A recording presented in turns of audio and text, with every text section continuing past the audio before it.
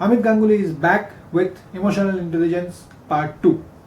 In the first part, we have talked how EI or emotional intelligence helps people at different roles, performing different type of job.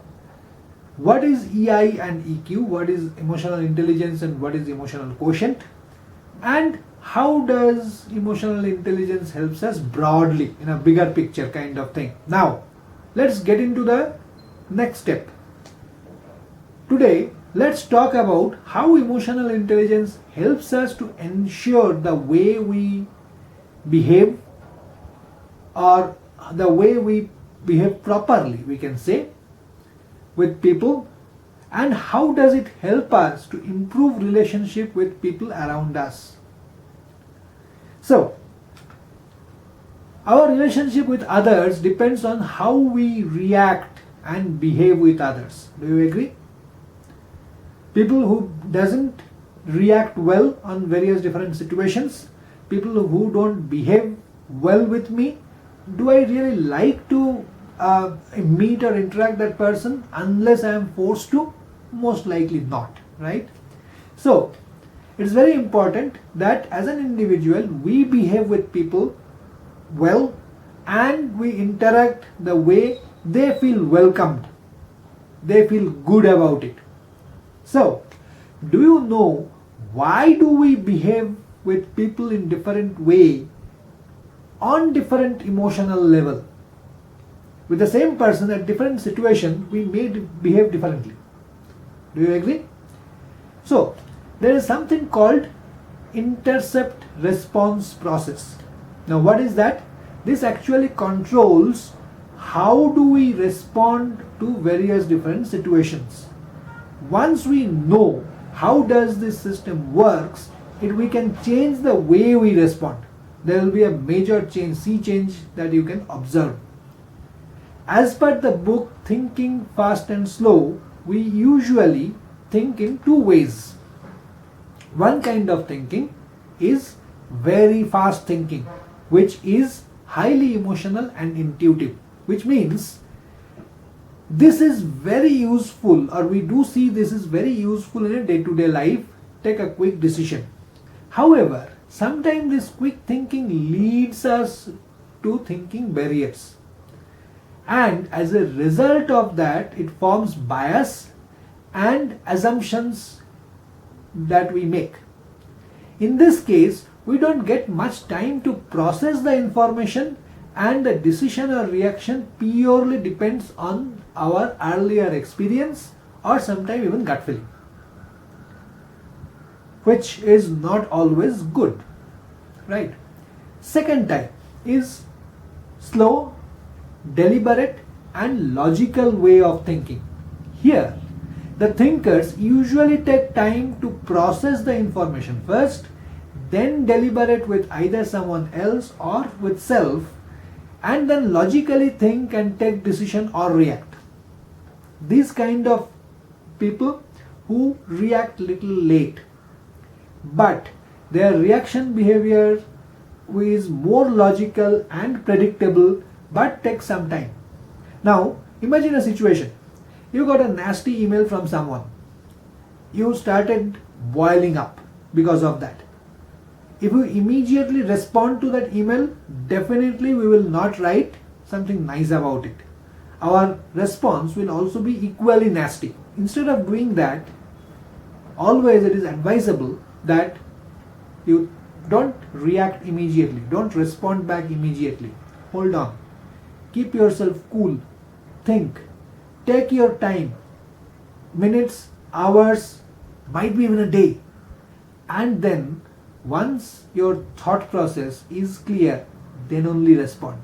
Then your response will be much better, much matured, much to the point, and also if required you can make that other person understand that you did not feel good or you did not like the way that person had sent you the mail. But in turn, you are not hurting that other person or getting into a confrontation mode. You are passing your feedback or passing your emotion, but in a much better way. Now, to take control of our emotion and develop emotional intelligence, we need two things. One, acceptance of our emotions, and then ability to slow our reaction. Take lesson from the past as how we had behaved or reacted and use that as a lesson and frame our reaction in a much better way in the future. Don't react at the heat of the moment. That's what the previous example also we have spoken. Slow down, take your time, make yourself cool down, right? Then only react. Now, let's see, how do we respond to a situation?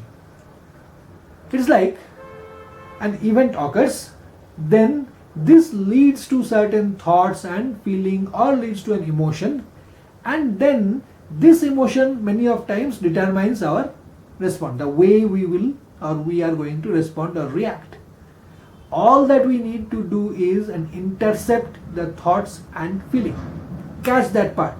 Many of times we feel that our reaction is actually because of someone else's action or some other action, right? But if we think little deeply, we found that it's not like that. Our reaction depends on the thought and feeling that triggers certain emotion within us. So now this is the time to come and see how we can build the emotional intelligence. As we have talked earlier, that emotional intelligence is an acquired skill. It's not that something which somebody is born with. The advantage is it's not a characteristic, thus it can be nurtured, it can be worked upon, and it can be skilled up. So let's see what all the steps we should follow one by one. Again, it will take some time. Number one, first thing, recognize our emotion. It's very important that we identify our emotion which makes us to behave or react in certain way. So if we are unable to recognize that, then what happens? We cannot control on how we interact with others.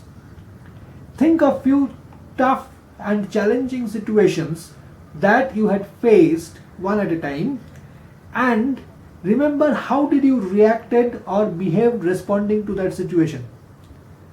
Think about the situations which has happened maybe 6 months or 1 year, within 6 months or 1 year earlier. Not too old kind of situations, because we might not be able to remember how exactly we had reacted. Now, what all things we need to remember or think? Keep in mind, number one, think of the event. What exactly had happened? Number two, how did you feel about that event? Number three, what emotion did you experience? Number four, what were you thinking when the event has occurred? Now this is a little tricky. That's why I am saying that if we go back too past or very old kind of memories or situations, we might not be able to remember all these steps, right? Now, how did we finally responded to the situation? Why do you think that you had reacted in that way? Then, how did it affect others? Were you considering other people's point of view? Would you react the same way again? That's the most important point, the last question. Would you react the same way again? Very important. So, if based on all analyzing all these points, whatever we have spoken now, if we feel that we will react the same way again, then perhaps, and of course, if we feel that it's not the correct way of reacting, in that case it is time to see or introspect, do we really need to think that way or react that way? How we can improve our reaction, right? That's the key. Now, second point, second important area to understand the emotional intelligence and then gradually build the emotional intelligence. Second thing we need to understand something called cognitive hijack. Now what is this? Imagine a situation. You need to give a presentation now, maybe in next 10 minutes, 15 minutes. You walk to your cabin or office and started looking for some report, hard copy, printed material, okay, which you need during the presentation, but you could not find those papers. Happens sometime. Now, how do we feel? How do we react in those cases? First, we get angry. The first thing that happens, we get angry, upset, because we know that I need to give this presentation in next 10 minutes and I need these papers very, very badly to give the presentation. So frustration, anger, our heartbeat start racing, all this thing happens as a reaction. Then what happens? We start blaming others. Who all? Maybe to your boss. My boss always gives little time to prepare. He doesn't give me enough time. As if all the fault lies on him or her. Then the office boys or office cleaner who cleans the desk or cabin or rooms and all these things. These people are so careless. They throw paper here and there. Right? They don't take care of the things. Why do they need to throw papers or move paper here and there? Who told them to clean so nicely, etc., etc. Now, this is called cognitive hijack. It helps us to eliminate irrational response to an event if we understand this. We usually have many thoughts running in our mind at any point of time. For example, even though perhaps you are watching this video, but still you hear sounds coming from your colleague, from the road, wherever you are sitting, or from wherever you are watching it.